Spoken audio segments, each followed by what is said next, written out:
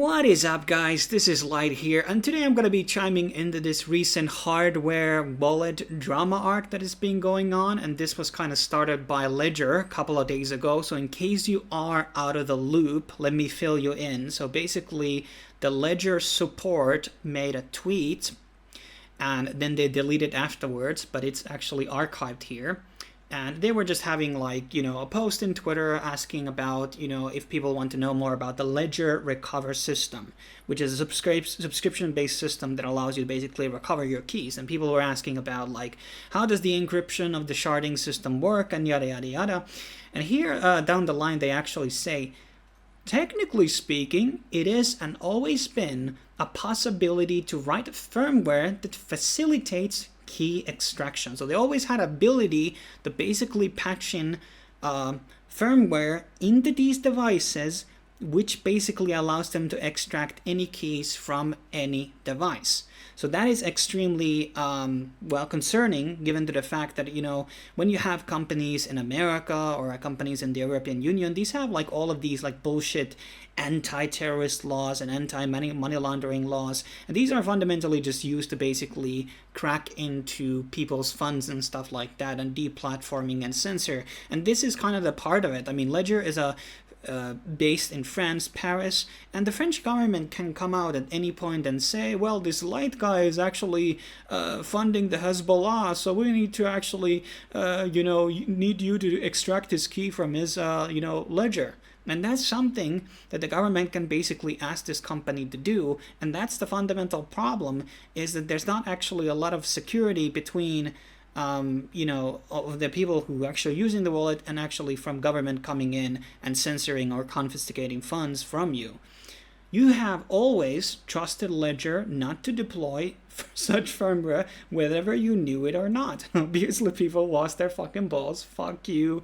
Excuse me. I mean, there's a lot of very, very funny comments here, and it was a bit of a mental breakdown. There has been many articles about this. The CEO came out and made some bullshit PR statement, and this was all have to do with the new feature called the Ledger Recovery, an ID-based private key recovery service which would allow users to back up their private keys directly to their personal identity through three different custodians. The service will have a $10 per month fee. Now, I have never been really a big fan of these subscription systems. I absolutely hate it. Whatever it's rent, whatever it's electricity, I just hate it. I just want to do the one-time buy all-in thing. But obviously, I appreciate the people who are subscribed to the Liger Pack. And you can become a member at this YouTube channel for only $1 a month and get some cool emojis and a cool status on Discord. But enough about shilling that. So yeah. There has obviously been many other Ledger hacks and problems in the past, and people complaining about Ledger Live being buggy and shit like that. And I never really, I have Ledger myself. I don't use it actively. I just kind of bought it as an experiment, and I thought about reviewing it at some point on the channel. But at this point, I don't think it might be a moral thing to do. I do have an affiliate link for, Ledger, and I actually have for basically all of them at this point. But it's just I'm not necessarily recommending Ledger right now.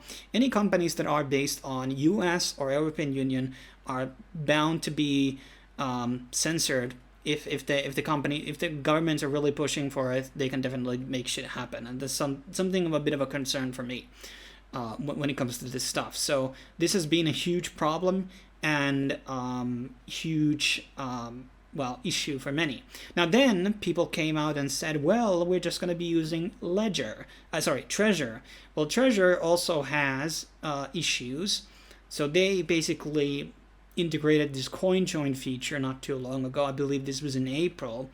And they conducted a lot of censorship. So there was a tweet made by a person that I follow a lot. He's kind of like a security expert and, Ethereum expert. Black, which I've talked about a couple of times in the channel, and I also sometimes retweets his stuff as well. And you can see the tweet here. Actually, this is not the tweet. So, WhatsApp's tools is a total capitulation to government censorship. It blocks BTC transactions that are for things like buying guns, ammo, sexual content, LH copyright violation, credit repair services, and much more. It also states that they are under no obligation to tell you why you're blocked. And Trezor is another company that is based on European Union, I believe in Czech Republic as of right now. And this is just fundamentally another censorship case. I think there was another incident that I was reading about earlier.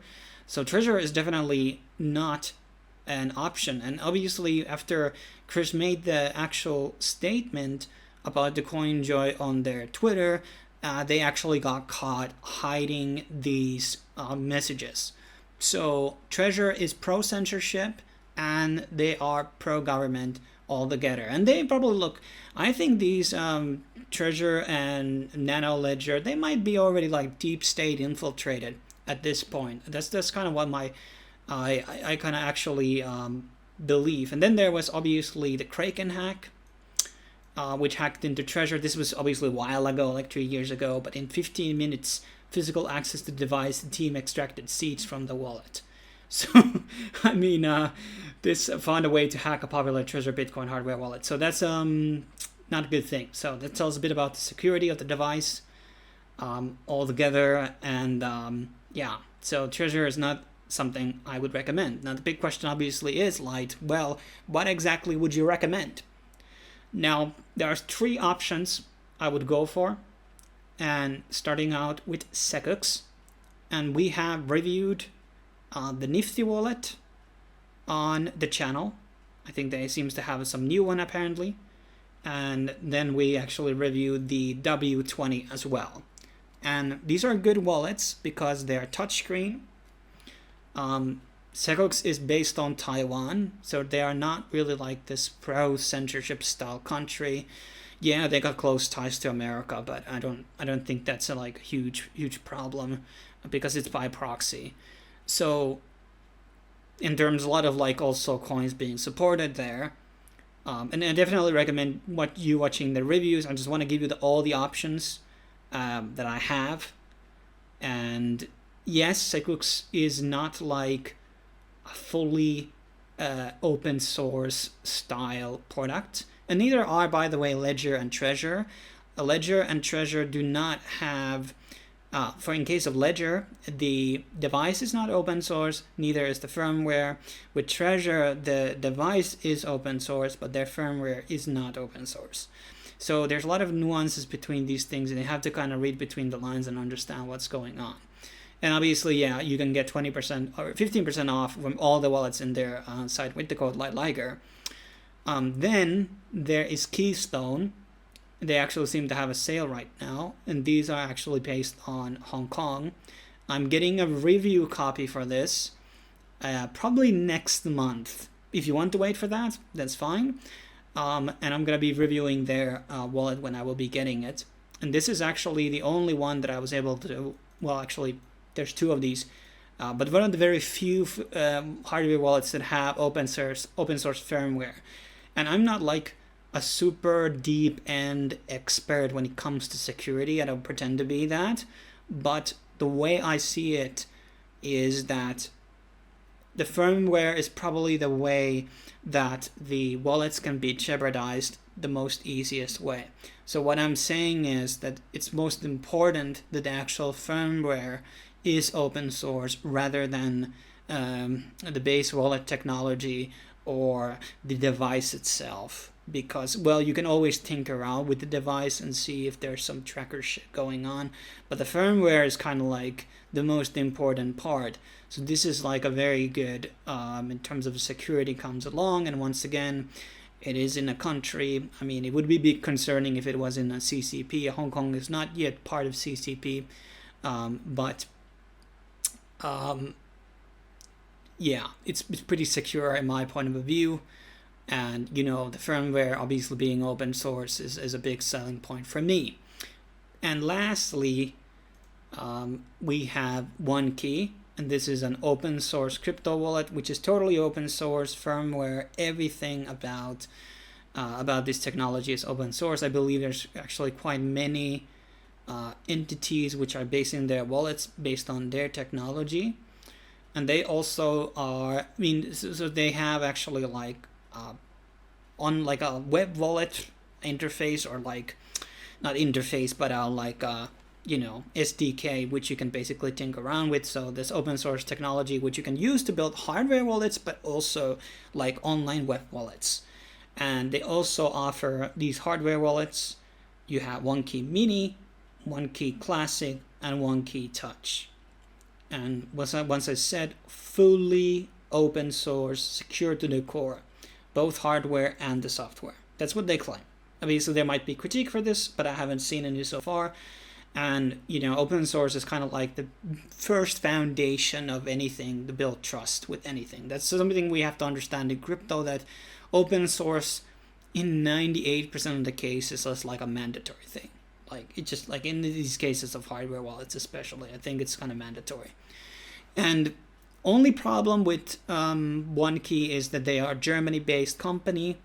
So I don't know what capabilities the German government can do to basically get involved. But Germany has high censorship laws, and well, people who know about it. But it's like Germany is not like something I would like put up very high up on the trust list in terms of like civil rights and like security. And they were like there are people perhaps there who are kind of like pro independence and like personal security and privacy, but it's kind of like a mixed bag with Germany. But that's kind of what I have to say. I'm not going to make this review any longer. I thought I would be bringing you some options in case you just don't want to use Ledger anymore, you're going to sell it or whatever.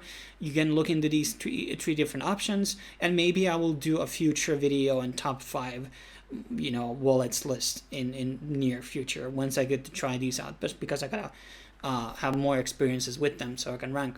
But thanks for watching, guys. Please subscribe and please like and leave a comment. What do you think about the situation? Are you using Ledger? Are you going to be stopping using Ledger, or are you going to be keeping using Ledger or Trezor from now on? What are your thoughts? Let me know, and I will be seeing you in the next video.